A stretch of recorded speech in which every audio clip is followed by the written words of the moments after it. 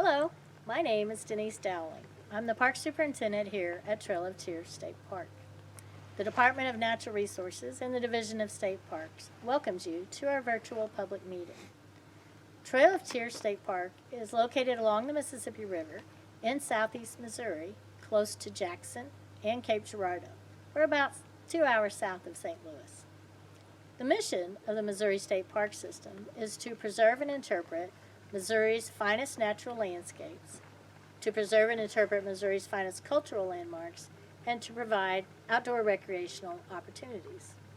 Trail of Tears State Park combines the elements of that mission to provide park visitors with a unique experience. Moccasin Springs Road, formerly known as Greens Ferry Road, is designated as part of the Trail of Tears National Historic Trail. Moccasin Springs Road is a 2-mile segment of the nearly 5,000 miles of combined removal routes that the Cherokee people were forced to march on during their relocation by the U.S. government in the 1830s.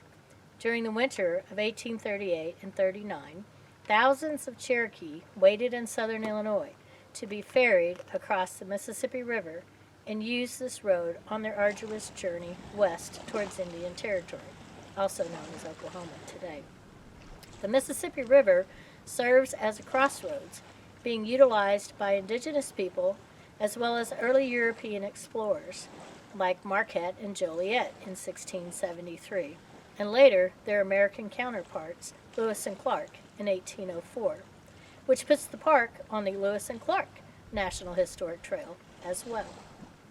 The parkland adjacent to this river is over 3,415 acres of preserved forest and woodlands. Contained within the park is the specially designated Bansal Hollow Natural Area and Indian Creek Wild Area. Both protect unique natural communities found in southeast Missouri. Whether you like the outdoors or learning about history, the park has a lot to offer. There are nearly 15 miles of hiking trails, many of which sit on top of the steep bluffs that overlook the river. These are fabulous places to watch the river roll by, see migrating birds on the Mississippi Flyway, or to spot tugboats moving cargo up and down the river. There are 2 campgrounds offering camping experiences ranging from basic camping in Lake Boughton Campground to electric and full hookup sites overlooking the river at the Mississippi River Campground. You could really rough it by backpacking in the back country of Indian Creek Wild Area along the Pewa Trail. A new procedure I would like to note is that if you plan to backpack on the Pewa Trail, you can now register online and let us know that you will be camping overnight.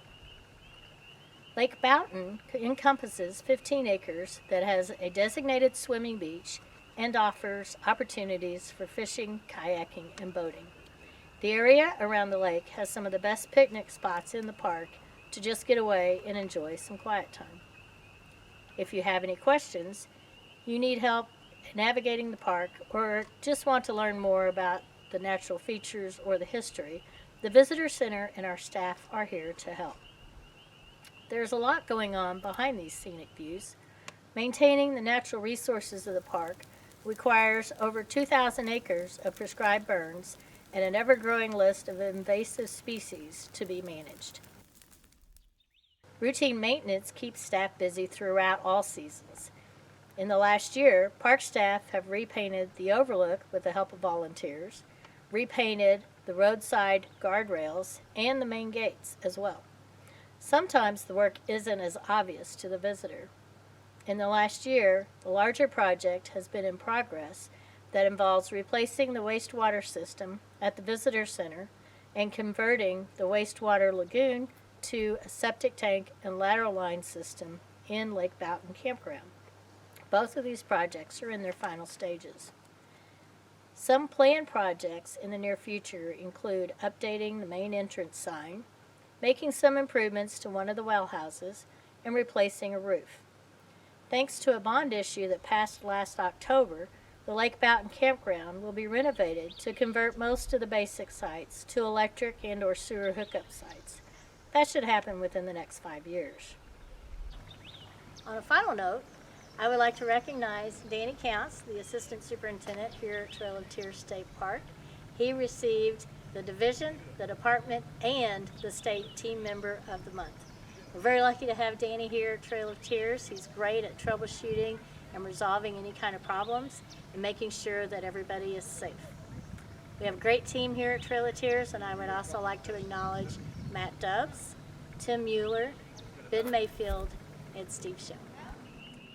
Thank you for attending and watching our virtual public meeting presentation. Please share this link with your family and your friends. We welcome your feedback. This video will be posted until the end of the month. If you have any questions, you can call the park office at 573-290-5284, or you can email Trail of Tears State Park at dnr.mo.gov. You can also email moparks@dnr.mo.gov if you have questions about the park system in general. This information is listed in the video description for your convenience.